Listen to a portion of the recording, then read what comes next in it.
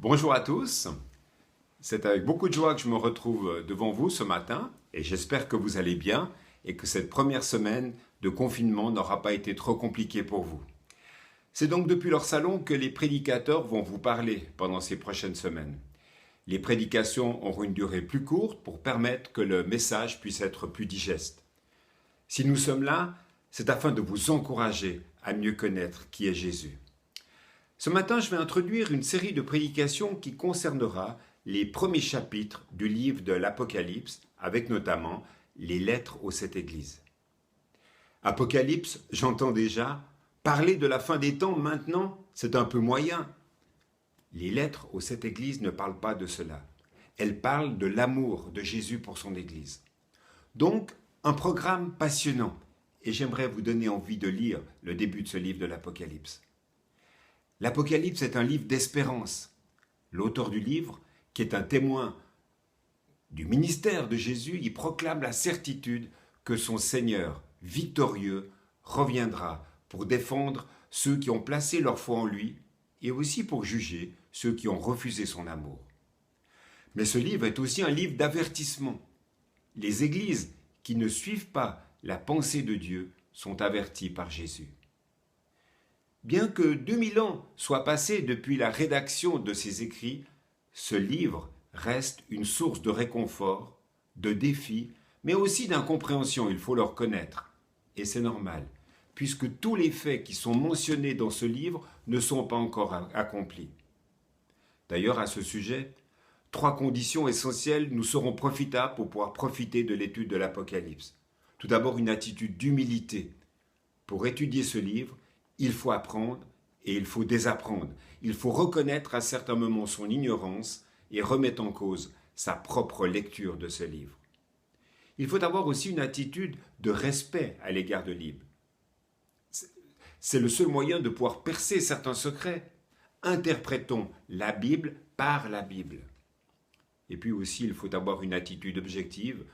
Au fil des siècles, comme vous le savez, des commentateurs ont apporté leur contribution à l'étude de ce livre, qui est un livre difficile, et nous n'allons pas, bien sûr, donner une nouvelle interprétation. Qui est l'auteur de ce texte biblique? L'auteur est appelé Jean. Par plusieurs fois, son nom est mentionné dans ce livre de l'Apocalypse.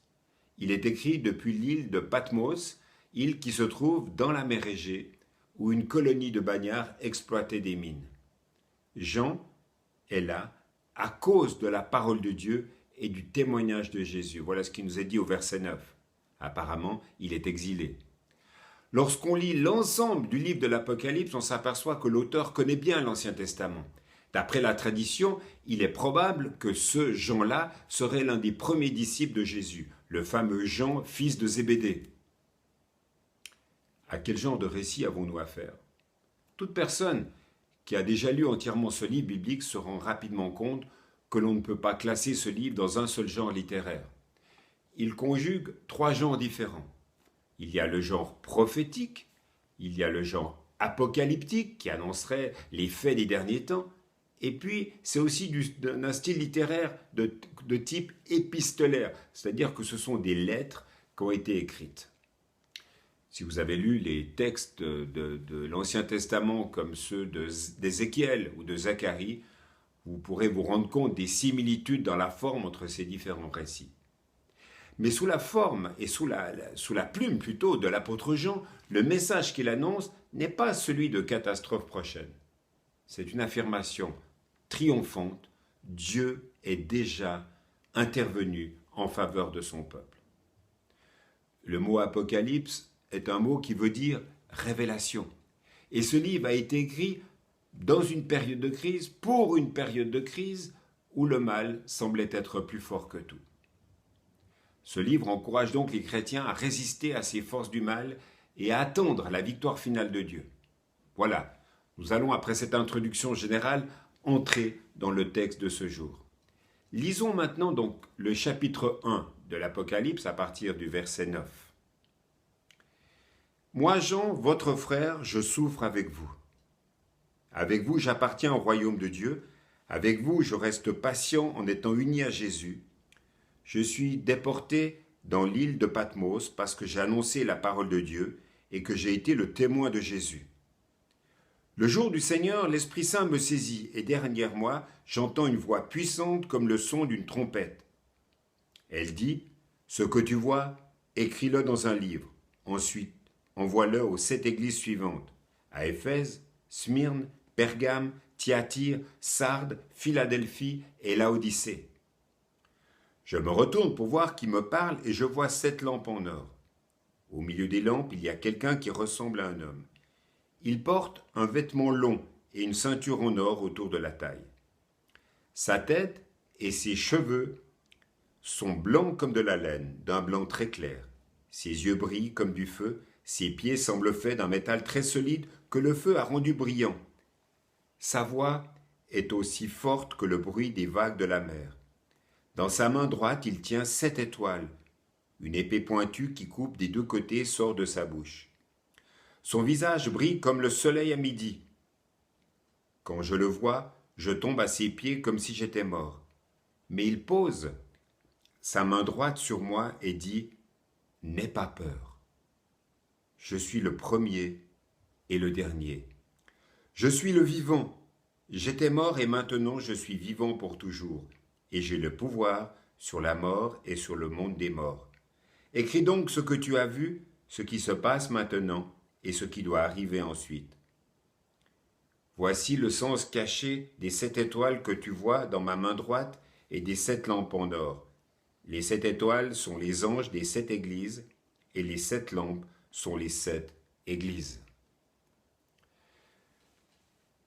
Je vous l'ai lu, c'est la première vision de l'Apocalypse. Elle sert déjà d'introduction à ce qui est sans doute la partie la plus connue du livre, les lettres aux 7 églises. Il est essentiel d'assimiler la grandeur et la perfection du Seigneur de l'Église avant d'aborder la petitesse et les faiblesses de ces églises locales. Et cette première vision de Jean pourrait s'intituler « Jésus maintenant tel qu'il est ». Je veux dire par là que cette vision nous offre, sous forme d'image, une représentation de ce que le Fils de Dieu veut être, mais aussi de ce qu'il veut faire pour chacun de nous. Mort, enseveli, ressuscité, retourné auprès du Père dans la gloire. Il est caché à nos yeux. Puisque nous ne le voyons pas, nous pouvons avoir du mal à percevoir ou à concevoir ce qu'il fait vraiment. Est-ce que Jésus n'est pas devenu distant? N'a-t-il pas désormais à s'occuper des grandes affaires de la gestion de l'univers? Et comment alors pourrait-il s'intéresser à ma petite vie, à mes petits soucis? Alors accrochons-nous. Accrochons-nous à la promesse que Paul transmet aux Romains. Jésus, il est à la droite de Dieu et il intercède pour nous. Voilà ce que nous dit Romains 8, verset 34. Notre foi se nourrit de cette révélation de ce que Jésus fait pour nous auprès du Père. Mais ce n'est pas tout ce qu'il y a à savoir au sujet de ce qu'il fait maintenant. Les épîtres du Nouveau Testament contiennent tout un enseignement au sujet de la révélation du chrétien avec son Sauveur. La vision accordée à Jean reprend les mêmes vérités, sous une autre forme. Il est question du rang, des rôles et de la fonction du Fils glorifié. Ce que Jésus est en lui-même, ce qu'il veut être dans mon expérience quotidienne, dans ses moyens d'action. Mais aussi, à quoi doit ressembler ma relation avec lui, mon attitude devant lui. Cette vision est en grande partie symbolique, bien sûr. Mais les symboles et les métaphores évoquent des réalités précises, des réalités concrètes. Ma prière est que nous puissions avoir une vision plus nette de Jésus, tel qu'il est, avec un désir renouvelé de le laisser agir dans nos vies, souverainement et plein de grâce. Mais relisons encore une fois cette rencontre des versets 12 à 16. Je me retourne pour voir qui me parle, et je vois 7 lampes en or. Au milieu des lampes, il y a quelqu'un qui ressemble à un homme. Il porte un vêtement long et une ceinture en or autour de la taille. Sa tête et ses cheveux sont blancs comme de la laine, d'un blanc très clair. Ses yeux brillent comme du feu. Ses pieds ressemblent ou semblent faits d'un métal très solide que le feu a rendu brillant. Sa voix est aussi forte que le bruit des vagues de la mer. Dans sa main droite, il tient 7 étoiles. Une épée pointue qui coupe des 2 côtés sort de sa bouche, son visage brille comme le soleil à midi. Là, je vais vous inviter à faire un grand effort. Résistons à la tentation de commencer par disséquer cette vision du Christ. Essayons, au contraire, d'en ressentir l'impact sur nos vies. Quels sont les adjectifs qui vous viennent spontanément à l'esprit pour qualifier ce Jésus qui est décrit à ce moment-là? Je pense qu'on peut parler d'immense, grandiose, imposant, magnifique, majestueux, extraordinaire, formidable, énorme, saisissant, spectaculaire, peut-être hallucinant. Jean lui-même a du mal à trouver des mots pour décrire sa vision. Combien de fois n'utilise-t-il pas les mots « comme » ou « qui ressemblait à » pour essayer de donner une idée de ce qu'il a vu.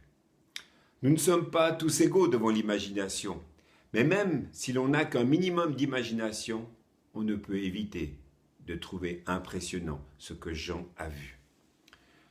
L'apôtre lui-même a été terrassé, au sens propre, par cette vision. La première impression qu'il s'en dégage est donc celle d'une puissance énorme et d'une gloire qui fait mal aux yeux, quasi insupportable pour l'être humain.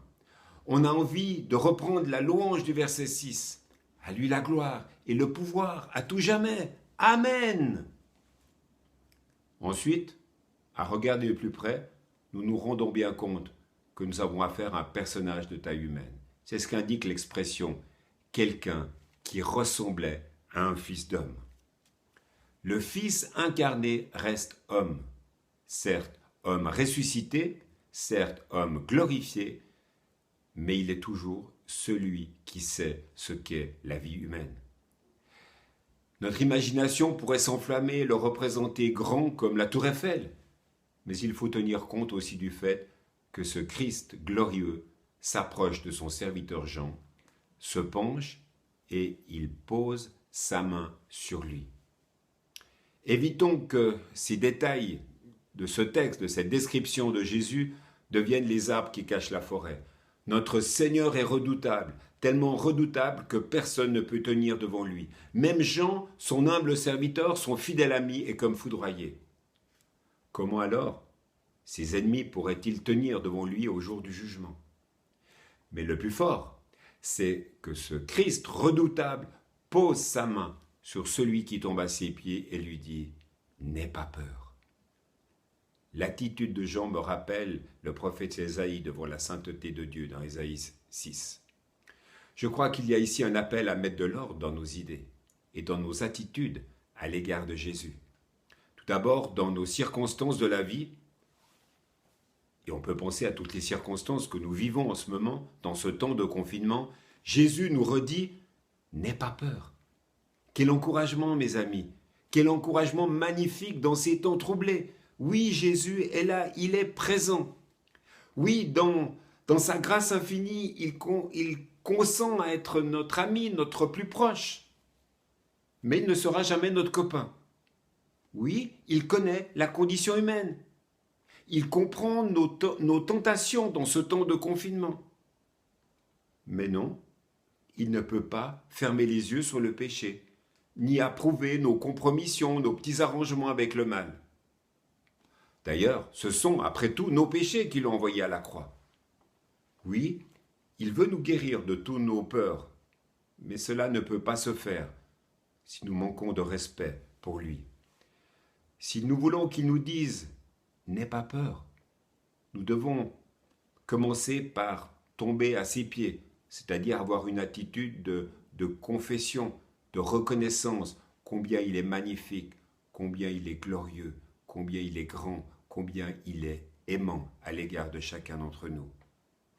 Et puis, deuxième et dernière pensée, très brève en rapport avec ce texte, Jésus, maintenant le Seigneur des Églises. Si je me laissais guider par l'esprit de notre époque, cette mentalité qui influence aussi les chrétiens, j'aborderai la vision qu'on vient de lire et méditer directement sous l'aspect de ce qu'elle veut dire pour moi, pour toi, personnellement, pour chacun pris individuellement.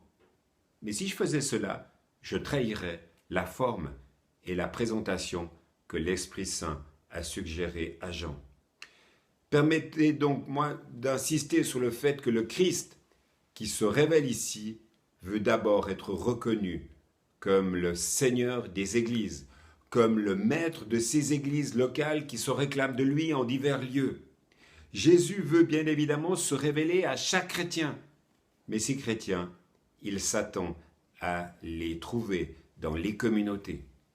Chaque enfant de Dieu doit être un membre d'un corps constitué en un lieu donné. À l'esprit d'individualisme forcené que l'on voit et que l'on constate aujourd'hui encore, cet esprit qui souffle très fort aujourd'hui, Jésus oppose sa vision du chrétien, un chrétien intégré dans un ensemble et co-responsable de la santé du corps local qui est l'Église, dont il est membre. Et cela ne vous rappelle pas quelque chose? Notre thème de cette année, être ensemble, une Église pour aujourd'hui. Alors c'est vrai, et je conclus là-dessus, être ensemble, c'est pas possible aujourd'hui, mais on se rattrapera. Nous allons faire la fête après. Mais nous pouvons être une Église pour aujourd'hui dans les temps difficiles où nous sommes. Nous pouvons avoir une communion téléphonique avec les autres membres de l'Église. Nous pouvons être au service de ceux qui nous entourent en respectant les fameux gestes barrières. Que Dieu vous bénisse, qu'il vous encourage. Profitez de ces temps de méditation et d'encouragement. Amen.